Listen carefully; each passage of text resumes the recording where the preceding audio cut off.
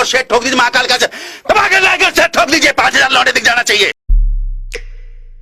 Faraday's law basically हमें ये बताता है कि जो इंड्यूस्ड ईएमएफ है वो किन किन चीज़ों पे डिपेंड कर रही है और उनके साथ उसका रिलेशनशिप क्या है। तो उसको हम इन डेप्थ देख लेते हैं कि क्या है। पहले उसकी स्टेटमेंट देख लेते हैं कि फैराडेज लॉ की स्टेटमेंट ये है कि द एवरेज ईएमएफ इंड्यूस्ड, ठीक है, जो ईएमएफ इंड्यूस हो रही है in a conducting coil of N loops, जिसकी लूप्स एन हो कंडक्टिंग कॉयल की, उसमें ईएमएफ अगर इंड्यूस हो रही है वो इक्वल किसके है, to the negative of the time rate of change of magnetic flux in the coil. तो बेसिकली वो ये कह रहा है कि जो ईएमएफ इंड्यूस हो रही है हमारे पास वो इक्वल है एन टाइम्स, यानी कि जितनी भी टर्न्स हो, अगर एक टर्न है तो एन की value 1 multiply by rate of change of magnetic flux के इक्वल है। तो ये हमें फैराडेज लॉ ये बता रहा है। तो अगर हम इसको मैथ्स की फॉर्म या इक्वेशन की फॉर्म में देखें तो बेसिकली उसकी स्टेटमेंट ये इक्वेशन हमें दे रही है। इक्वेशन क्या, हमारे पास जो इंड्यूस्ड ईएमएफ है वो किसके इक्वल है, negative of N times rate of change of magnetic flux के इक्वल है। ठीक है, अब हम इस रिलेशन को प्रूव भी करेंगे कि ये किस तरह से डिराइव हुआ। तो फॉर एग्जांपल हमारे पास ये सिनेरियो है और ये रोड है जो कि मूव कर सकते हैं हम। ठीक है, अभी तक हम यही सारा जो अरेंजमेंट है इसी के साथ डील करते हुए आ रहे हैं, तो ये कोई नई चीज़ नहीं है। हमारे पास यहाँ पे जो मैग्नेटिक फील्ड है वो इन टू द प्लेन है। ठीक है, और ये हमारे पास एक रोड है अब, और ये हमारे पास इस रोड की लेंथ L हम कह रहे हैं। तो बेसिकली इनिशियली जो रोड है वो पोजीशन 1 पे मौजूद है, तो हम इसको पॉइंट 1 मार्क कर लेते हैं और स्टार्ट से लेके यहाँ तक का जो डिस्टेंस है हम उसको x1 कह लेते हैं। तो अब हम क्या करेंगे, हम इस पे एक फोर्स लगाएंगे जिसकी वजह से ये मूव करेगा विद सम वेलोसिटी v। तो जब ये मूव करेगा तो ये आगे चल के एक स्टेट 2 पे आ जाएगा। ठीक है, और यहाँ स्टेट 1 से लेके स्टेट 2 तक का जो हमारा डिस्टेंस है वो हमारे पास डेल x है। तो हम स्टार्ट से लेके यहाँ तक का जो डिस्टेंस होगा उसको हम x2 कह सकते हैं। अब इस पूरे सिनेरियो में अगर हम ये वाला एरिया देखें तो ये वाला एरिया जो है हमारे पास, ये हम एरिया हमारे पास किसके इक्वल है। ठीक है, रेक्टेंगल एक बन रही है तो रेक्टेंगल हमारे पास विड्थ मल्टीप्लाई बाय लेंथ होती है। ठीक है, तो ये हमारे पास डेल एक्स है, ये हमारे पास एल है, तो एरिया जो होगा इसका वो हमारे पास किसके इक्वल होगा, वो हमारे पास del x multiply by L के इक्वल होगा। एरिया हमने क्यों ले रहे हैं आगे चल के आपको समझ में आएगी कि एरिया हम क्यों मेजर करना चाह रहे हैं यहाँ पे। तो हमारे पास ओरिजिनली जो हमने इक्वेशन देखी थी इंड्यूस्ड ईएमएफ की, वो हमारे पास क्या होती है, इंड्यूस्ड ईएमएफ हमारे पास इक्वल है नेगेटिव ऑफ v से मुराद यहाँ पे वेलोसिटी है, multiply by magnetic field multiply by the length L of the road. अब यहाँ पे जो वेलोसिटी v है बेसिकली इस रोड ने डेल एक्स डिस्टेंस मूव किया, तो वेलोसिटी v को मैं कह सकता हूँ कि वेलोसिटी v मेरे पास distance divide by total time है। कह सकता हूँ मैं डिस्टेंस डेल एक्स ही हमने मूव किया है, in a time del T हम कह रहे हैं। तो इस v की जगह पे मैं del X by del T लिख सकता हूँ, तो मैं लिख सकता हूँ, तो मैं मेरी जो इक्वेशन बनेगी वो क्या बनेगी यहाँ पे, negative of del X divide by del T, और b और l वैसे का वैसा ही यहाँ पे रहेगा। अब जो मेरे पास डेल एक्स है और l है, इन दोनों का अगर मैं आपस में मल्टीप्लाई करूँ तो ये मेरे पास डेल a यानी कि चेंज इन एरिया के इक्वल है। ठीक है, तो चेंज इन एरिया के इक्वल हमने ये प्रूव किया हुआ है कि ये चेंज इन एरिया के इक्वल कैसे है। तो इन दोनों को मैं रिप्लेस कर सकता हूँ डेल a के साथ, कर सकता हूँ। अब ऊपर अगर मैं देखूँ तो मेरे पास जो del a multiply by magnetic field है, इस पूरे को ही तो हम कहते हैं कि ये चेंज इन मैग्नेटिक फ्लक्स का नाम है। ठीक है, चेंज इन मैग्नेटिक फ्लक्स हमारे पास क्या है, या तो एरिया कांस्टेंट है, हमारे पास मैग्नेटिक फील्ड चेंज हो रही है, या फिर हमारे पास मैग्नेटिक फील्ड कांस्टेंट है और एरिया चेंज हो रहा है। इन दो सिनेरियोज को हम कहते हैं कि हमारे पास जो मैग्नेटिक फ्लक्स है वो चेंज हो रहा है।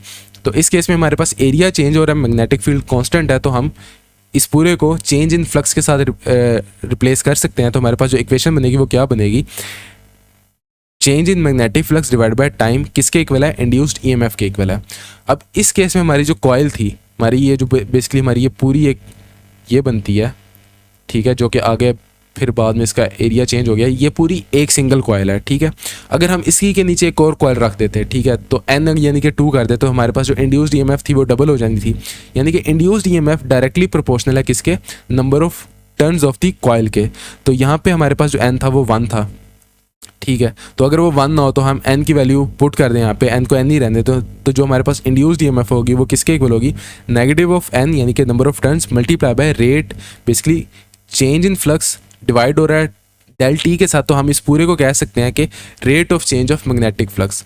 तो जो इक्वेशन हमारे पास यहाँ पे बनी है वही हमारे पास ओरिजिनल उसकी स्टेटमेंट से भी बन रही थी।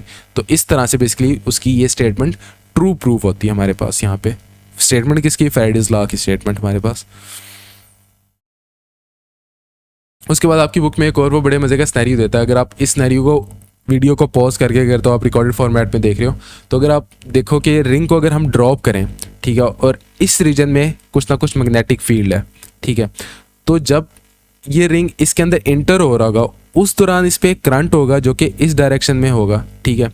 अब इसकी ये डायरेक्शन कैसे, वही राइट हैंड रूल अगर आप लगाओ, और जब ये इसके अंदर फुली आ जाएगा तो उस केस में इसके ऊपर कोई करंट नहीं होगा, और जब ये लीव कर रहा होगा उस दौरान इस पे करंट होगा। तो जब इंटर हो रही है ये ring into the magnetic field उस दौरान इस पे करंट होगा, और जब ये लीव कर रहा है उस दौरान होगा।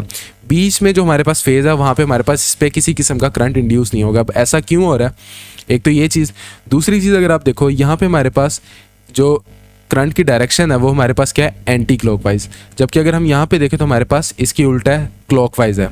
तो ये चेंज क्यों आया, तो बेसिकली हो ये रहा है कि जब ये इसमें एंटर हो रहा है तो इसमें जो मैग्नेटिक फ्लक्स है वो हमारे पास क्या हो रहा है, इंक्रीज हो रहा है। तो उसको अपोज करने के लिए इसमें करंट इस डायरेक्शन में इंड्यूस हो रहा है। लेकिन जब ये लीव कर रहा है उस दौरान हमारे पास क्या हो रहा है, हमारे पास जो मैग्नेटिक फ्लक्स है वो हमारे पास डिक्रीज हो रहा है। अब उस डिक्रीज को अपोज करने के लिए इसने जो करंट की डायरेक्शन इंड्यूस किया वो ऑपोजिट टू दैट किया, तो इसलिए हमारे पास डायरेक्शन ऑफ द करंट यहाँ पे चेंज हुई है। इसको आगे हम बेहतर तरीके से लेंस लॉ में भी समझ सकेंगे अगर आपको डायरेक्शन की बात अभी समझ नहीं आ रही। एक एग्जांपल से हम बेहतर तरीके से फैराडेज लॉ को समझ सकते हैं। तो एग्जांपल में वो हमें क्या कह रहा है, a loop of wire is placed in a uniform magnetic field that is perpendicular to the plane of the loop. यानी कि लूप अगर हमारे पास इस तरह से है तो मैग्नेटिक फील्ड उसके परपेंडिकुलर है, ठीक हो गया। यानी कि फॉर एग्जाम्पल ये हमारे पास अगर लूप है तो मैग्नेटिक फील्ड इससे परपेंडिकुलर है हमारे पास,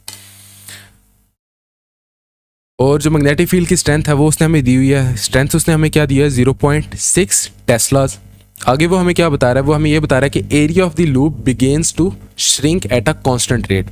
यानी कि जो एरिया ऑफ द लूप है, फॉर एग्जांपल ये मेरे पास डिस्क है, सॉलिड है, अगर फॉर एग्जांपल समझ लो कि मैं इसको दबा सकता हूँ तो इसका एरिया रिड्यूस हो रहा है, ठीक है। किसी वजह से, वो वजह उसने नहीं बताई, लेकिन उसने हमें उसके एरिया के रिड्यूस होने का रेट दिया हुआ है। तो बेसिकली ये जो है हमारे पास ये del A divide by del T है, वो हमें उसने क्या दिया हुआ है, 0.8 मीटर स्क्वायर पर सेकेंड, ठीक हो गया। मीटर स्क्वायर बेसिकली एरिया को रिप्रेजेंट कर रहा है और जो पर सेकेंड है वो टाइम को रिप्रेजेंट कर रहा है यहाँ पे, ठीक हो गया। अब अच्छा एक और चीज़ मजे की बात, उसने यहाँ पे आपको एरिया एट अ रेट की बात की है, ठीक है, बिगिंस टू श्रिंक। अगर वो आपको सिर्फ ये नंबर दे देता ना और ये आपको del A by del T ना भी देता तो फिर भी आपको इस काबिल होना चाहिए था कि आप इस चीज़ को समझ सकते। तो उसने यहाँ पे आसानी किया आप पे कि उसने आपको del A by del T is equals to ये इस तरह से लिख के दे दिया। मांग वो हमसे क्या रहा है, मांग वो हमसे ये रहा है कि what is the magnitude of the induced EMF in the loop while it is shrinking. तो जब श्रिंक हो रही है हमारी लूप तो उस दौरान जो उसमें इंड्यूस्ड ईएमएफ है उसका मैग्नीट्यूड क्या है हमारे पास। तो हमने रिलेशनशिप पढ़ा कि हमारे पास जो इंड्यूस्ड ईएमएफ है वो किसके इक्वल है। दो रिलेशन अभी तक हमने पढ़े हैं, एक ये रिलेशन पढ़ा है और जो दूसरा रिलेशन पढ़ा है वो नेगेटिव वी बी एल का रिलेशनशिप पढ़ा है। ये दो रिलेशनशिप हमने पढ़े हैं, तो यहाँ पे हम ये वाला रिलेशनशिप यूज़ करेंगे। अब इस रिलेशनशिप के मुताबिक जो उसकी नंबर ऑफ टर्न्स हैं वो कितनी है, आ लूप की बात कर रहे हैं, इनके नंबर ऑफ टर्न्स उसमें कितनी है, 1। अब जो हमें उसने डेल्टी उसने हमें नहीं दिया, ना ही उसने हमें रेट यानी कि चेंज ऑफ फ्लक्स दिया है, ठीक है, लेकिन उसने हमें rate of change of area ज़रूर दिया। तो हम देखेंगे कि हम उसको किस तरह से यूटिलाइज कर सकते हैं। तो अब हमारे पास n की वैल्यू अगर हम 1 पुट करें तो हमारे पास इक्वेशन यहाँ पे ऐसे आ जाएगी। अब जैसे कि मैंने आपको ओरिजिनली बताया कि चेंज इन फ्लक्स के दो मतलब हैं। पहला मतलब ये है कि हमारे पास जो मैग्नेटिक फील्ड है वो कांस्टेंट है और एरिया चेंज हो रहा है। दूसरा मतलब ये है कि हमारे पास एरिया कांस्टेंट है और मैग्नेटिक फील्ड चेंज हो रही है। तो इन दो केसेस में हमारे पास जो मैग्नेटिक फ्लक्स है वो चेंज होगा, ठीक है। यही दो केसेस यहाँ पे डिस्कस किए हैं। बेसिकली ये मैंने लिखा है कि एरिया चेंज हो रहा है और मैग्नेटिक फील्ड कांस्टेंट है, और यहाँ पे मैंने लिखा है कि एरिया कांस्टेंट है और मैग्नेटिक फील्ड चेंज हो रही है। तो जो हमारे वाला केस है वो इन दोनों में से कौन सा है कि जिसमें एरिया चेंज हो रही है उसमें मैग्नेटिक फील्ड चेंज हो रही है। तो हमारे केस में एरिया चेंज हो रहा है, तो हम चेंज इन फ्लक्स को क्या लिख सकते हैं कि हम उसको change in area multiply by magnetic field लिख सकते हैं। तो हम इसको ये लिख सकते हैं del A multiply by B.